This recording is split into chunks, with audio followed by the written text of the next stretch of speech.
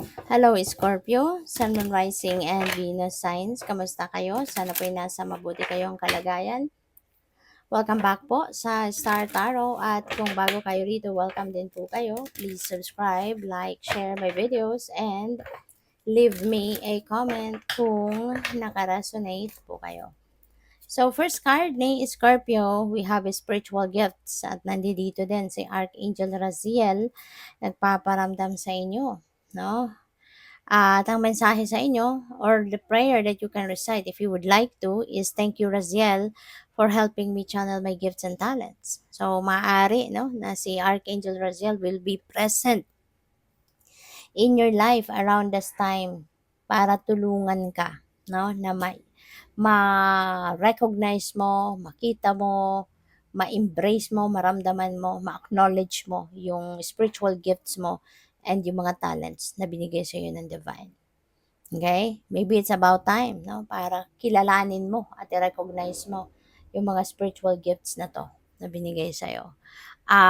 Sooner or later, maaari na yung next na mangyayari dyan is you will be using your gifts and talents para makatulong sa iba, to be of service to others. Maaring ito yung gagamitin mo para na ma-carry out mo yung purpose mo in life, yung mission mo sa buhay. So what else? We have Peaceful Warrior, Archangel Ariel. Thank you, Ariel, for helping me stand my ground with peace. Ayan. So, feeling ko din dito, no? Magkakaroon na din kayo eventually ng peace of mind. Magkakaroon na din kayo ng kapayapaan din, no? Sa dibdib ninyo, sa puso ninyo. And you will eventually feel that harmony within yourself. Kaya parang magiging maluwag na ang inyong pagaramdam, mawawala na yung mga resentments, galit, mga emotional wounds ninyo and baggages. For sure, that will be gone. Okay? So that's good. So we have honor your beauty with Archangel Jophiel. Sabi dito, thank you, Jophiel, for helping me discover my inner and outer beauty. So, ayan, with the help of Archangel Jophiel, no, maaari na sa ngayon, madidiscover mo na yung ganda mo, hindi lang sa panlabas, no? Yung hindi lang yung physical appearance, but also you will be recognizing as well, 'di ba? Yung kabutihan loob mo, yung kabutihan ng inyong puso, yung tawag dito, yung mga pagiging compassionate mo, you know? So lalabas 'yan, yung good deeds, na ginagawa mo sa ibang tao, maaaring yan ay mas magiging malala pa, no? Sa ngayon, mas marami ka pang matutulungan. So, by the way, maraming salamat for subscribing. And if you haven't subscribed yet, subscribe na kayo. And also, maraming salamat din for not skipping the ads. Malaking bagay yan sa akin. And also, please click the join button sa baba ng video kung gusto po ninyo na mag-join kayo sa membership. Okay? So you have the power to make yourself better. Ayan, paalala ito sa inyo kasi baka nakakalimutan mo na you have that power, 'di ba? Sa sarili mo over yourself. So you have the power to make yourself better. Meron kang magagawa para maging mabuti kang tao, mas mabait ka, mas maging compassionate ka. You have all the power to evolve into the best version of yourself. Nagagawa mo, 'di ba? Na-improve yung inyong sarili, i-improve ang mga talents mo, mga gifts mo, mai-enhance mo sila, magagawa mong lahat 'yan, no? Meron kang kakayanan para magawa ang lahat ng 'yan. So, what else? We have this is the perfect time. So, maaari, no, na ito yung perfect time para i-improve mo yung sarili mo. 'Di ba? Ito yung perfect time para magawa mong, 'di ba, i-enhance ang kung ano man ang meron kang talento, mga skills mo, spiritual gifts mo, yung gano'n. To be better, no? To be the best version of yourself. Pwede mong gawin 'yan sa ngayon. What else? We have happiness is freedom from fear. Ayan. Kasi nga, kapag wala kang takot, no, magagawa mo ang lahat.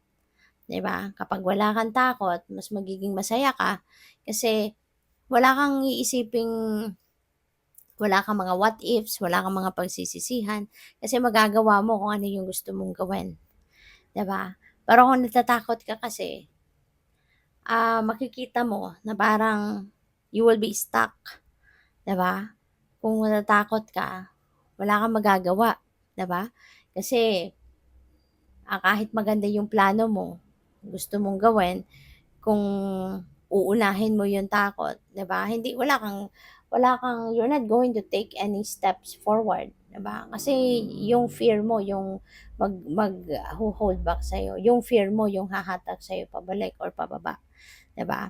Kaya maganda 'to 'no, na kapag naisipan mo na mas maging matapang ka, mas maging courageous ka, buhayin mo yung inner strength mo at isantabi mo, tunawin mo, i-dissolve mo yung takot mo, mas makikita mo mabilis kang aasenso, mas magiging masaya ka kasi magagawa mo na yung mga gusto mong gawin na walang pipigil sa'yo. Hindi ka na, 'di ba, hindi ka na uupo lang sa isang tabi, magmumukmok, 'di ba? Kasi mas magiging busy ka, mas marami kang magagawa at kaya mas magiging masaya ka kasi you will be free, 'di ba? To do whatever it is that you want to do. So what else? We have be the best version of yourself. And start today. Ito na 'yun. You have the power to make yourself better. Yun ang unang mensahe sa'yo. And be the best version of yourself and start today. Not tomorrow, not later, but today. Naisip mo yan ngayon, 'di ba? Kung ano ang gusto mong gawin para mas maging magaling ka pa, mas maging, matibay ka pa sa kung ano man yung mga talento mo, skills mo, gifts mo, 'di ba? Mas maging mabait ka, mas maging mabuting tao ka. You can do that today, starting today, okay? Kaya 'wag ka nang magpatumpik-tumpik pa. 'Wag mo nang hayaan na yung takot, 'no, yung mamayani sa puso mo, sa isip mo, dissolve it, face your fears, at isipin mo 'no, na mas makapangyarihan ka over your fear, okay? Mas may power ka over yourself kaysa yung takot, alright? Kaya isantabi mo na 'yan. Set aside your fears and maging fierce ka instead na maging fearful ka, maging fierce ka sa pagharap sa hamon ng buhay. Kasi magagawa mo yan kung ano mga pangarap mo, ano yung mga iniisip mong gawin na makakabuti para sa'yo, makaka, makaka, makakadala sa'yo sa pinnacle of success, kaya mong gawin yan. You can give yourself a chance, 'di ba, na maging ano ka, na ma-experience mo yung best version ng sarili mo. Okay? So, good luck. Thank you for watching Love and Light. Namaste.